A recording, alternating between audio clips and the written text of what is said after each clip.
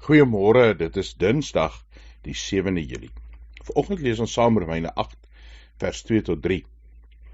Die wet van die Gees wat in Christus Jesus die lewe gee, het jou immers vrygemaak van die wet van die sonde en die dood. Dit waartoe die wet, verswak deur ons sondige aard, nie in staat was nie, het God gedoen. Die wet van die Gees wat in Christus die lewe gee, het ons vrygemaak van die wet van die sonde en die dood. Dit wat die wet verswak deur ons sondige aard nie in staat was nie, dit het God gedoen. Wat 'n ongelooflike wonderlike stuk vers. As ons oor wette dink, dan raak ons partykeer bietjie bang en beangst, want ons moet die reëls nakom, en ons as mense het die geneigtheid om reëls te ken, maar nie te volg nie.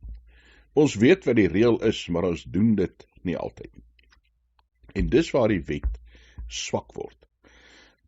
Dis waar 'n wet op 'n manier sy krag verloor, omdat mense dit nie doen nie. En hier kom sê Paulus, ja, die wet van die 10 gebooie, die doen die regte ding, anders gaan jy verlore gaan.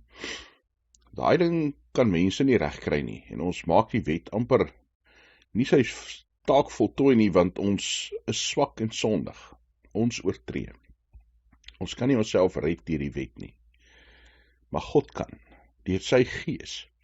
Want die wet van die Gees sê, glo in Jesus Christus.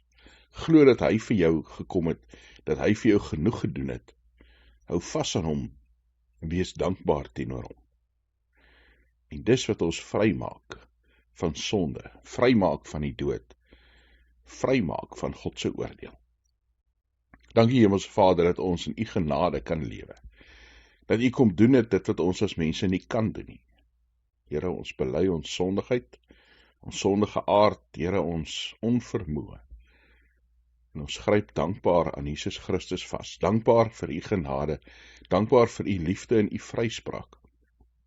Dankbaar dat u deur die Gees ons kom nuut maak elke dag. Mag ons met hierdie wete en hierdie hoop gaan lewe, en vreugde en hoop bring ook vir die wêreld om ons, die goeie nuus van die evangelie van Christus verkondig.